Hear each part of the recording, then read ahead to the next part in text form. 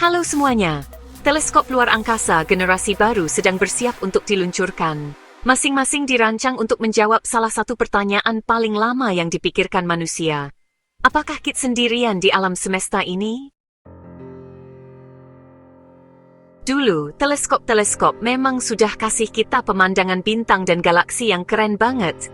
Tapi teleskop-teleskop itu nggak pernah dibuat untuk cari dan pelajari planet-planet kayak bumi kita ini. Nah, sekarang ini beda ceritanya. 10 tahun ke depan, kita akan lihat beberapa tempat pengamatan baru. Tempat-tempat ini canggih banget. Bisa lihat langsung planet-planet seukuran bumi yang ada di sekitar bintang-bintang yang jauh. Nantinya, teleskop-teleskop ini bukan cuma akan menemukan planet-planet baru. Mereka juga akan mulai memeriksa atmosfer planet-planet tersebut untuk mencari jejak kimia khas dari kehidupan. Berkat teknologi optik yang canggih, teknik baru untuk melihat gambar kerjasama dan kerjasama antar negara, era penjelajahan eksoplanet ini akan segera naik ke level yang baru. Teleskop luar angkasa Nancy Grace Roman akan menjadi yang pertama dari misi-misi canggih generasi baru ini. Rencananya akan diluncurkan sebelum akhir dekade ini. Roman akan menggunakan alat canggih dengan jangkauan luas untuk mengamati wilayah langit yang luas dengan sinar inframerah. Tapi yang bikin Roman jadi penting banget itu karena punya coronagraph yang canggih. Alat ini bikin teleskopnya bisa menghalangi cahaya bintang yang silau banget. Jadi kita bisa lihat cahaya yang lebih redup yang dipantulkan planet-planet di dekatnya. Roman akan menguji beberapa alat optik paling teliti yang pernah dikirim ke luar angkasa. Ini langkah besar banget buat cari planet yang bisa ditinggali.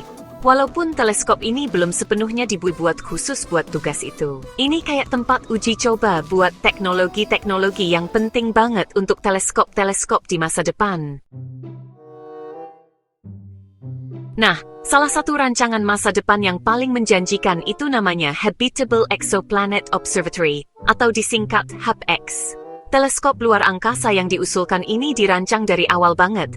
Tujuannya untuk menemukan dan mempelajari planet-planet yang mirip bumi, yang mungkin bisa ditinggali. Beda dengan misi-misi sebelumnya, HAPEX tidak akan hanya mengandalkan coronagraph saja.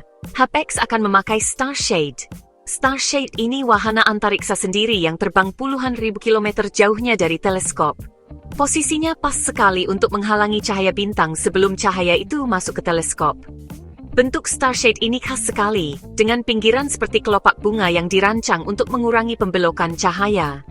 Dengan begini, teleskop bisa mengamati planet-planet redup yang letaknya sangat dekat dengan bintang induknya.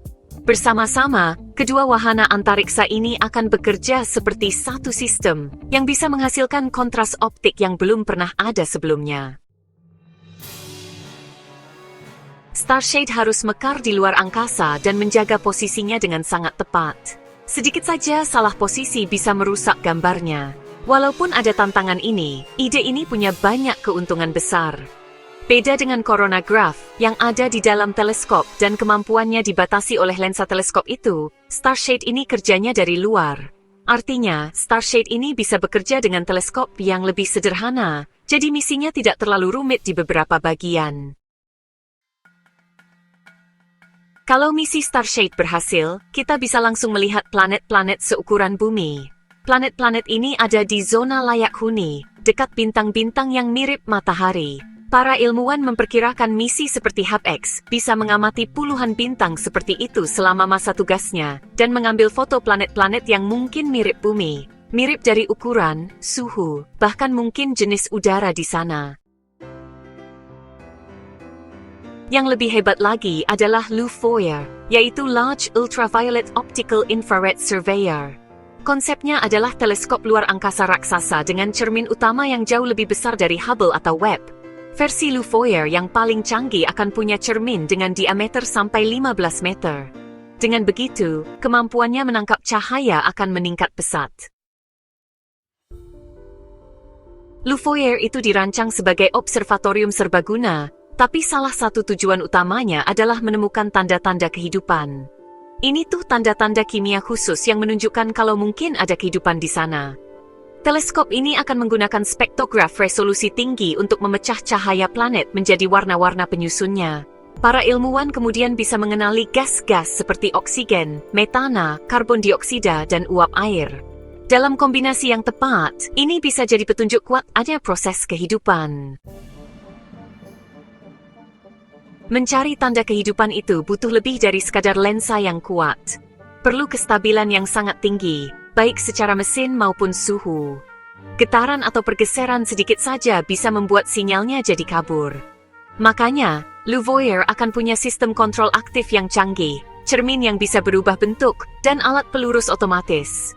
Dia juga akan pakai kecerdasan buatan untuk mengatur urutan pengambilan gambar dan menyaring gangguan di latar belakang.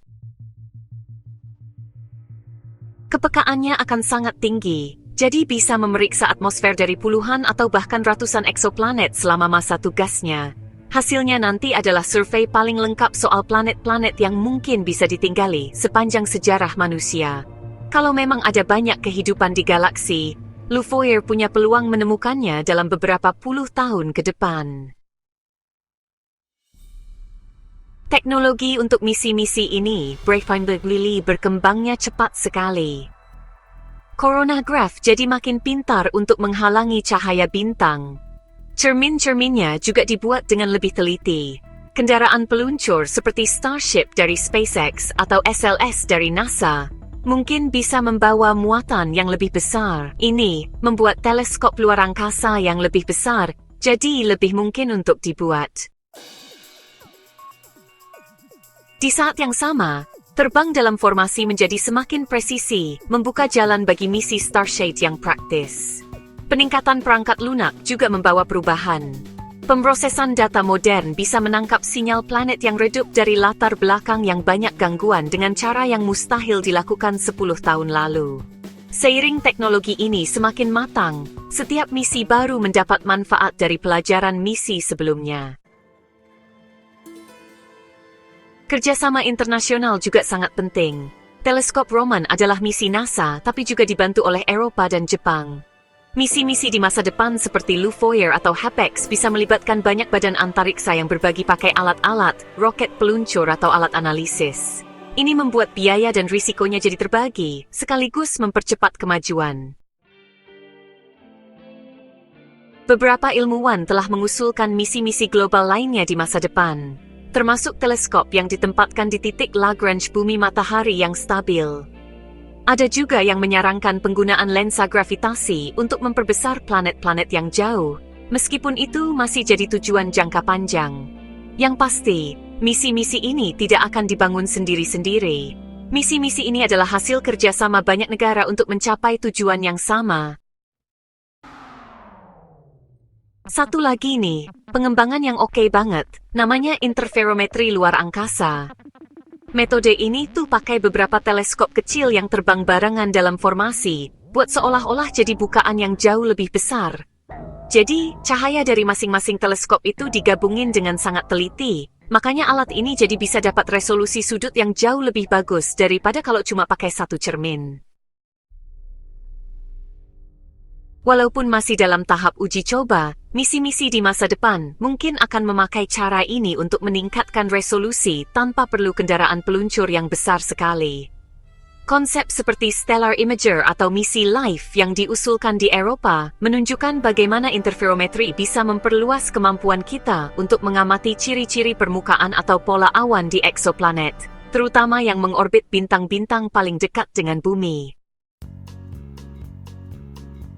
Misi-misi generasi baru ini bukan cuma soal nemuin planet aja loh, tapi juga untuk menjawab pertanyaan-pertanyaan sains yang lebih khusus. Misalnya nih, bintang yang kayak gimana sih yang paling mungkin punya planet yang bisa ditinggali? Terus, apa benar planet berbatu itu punya bahan kimia yang pas buat mendukung kehidupan? Dan seberapa umum sih adanya atmosfer yang stabil, yang bisa ngelindungin kehidupan dari radiasi berbahaya? Setiap pengamatan membuat kemungkinannya jadi lebih sedikit, dan membuat pemahaman kita tentang pembentukan planet jadi lebih jelas. Pencarian dunia asing bukan lagi cuma penjelajahan. Ini sudah menjadi ilmu yang mengelompokkan, membandingkan, dan menemukan, yang buat pencarian kehidupan semakin dekat ke bukti yang bisa diuji. Mimpinya sederhana saja, melihat dunia yang jauh dengan cukup rinci untuk memahaminya, mengetahui suhunya, atmosfernya dan kemungkinannya untuk mendukung kehidupan. Kita masih jauh dari mengambil foto hutan atau lautan di planet lain, tapi kita semakin dekat untuk menemukan planet-planet yang perlu dipelajari lebih lanjut. Di tahun 2035 nanti, kita mungkin sudah punya daftar kecil planet-planet berbatu yang udaranya bisa kita hirup dan punya air. Beberapa mungkin mengelilingi bintang yang jaraknya cuma 20 atau 30 tahun cahaya.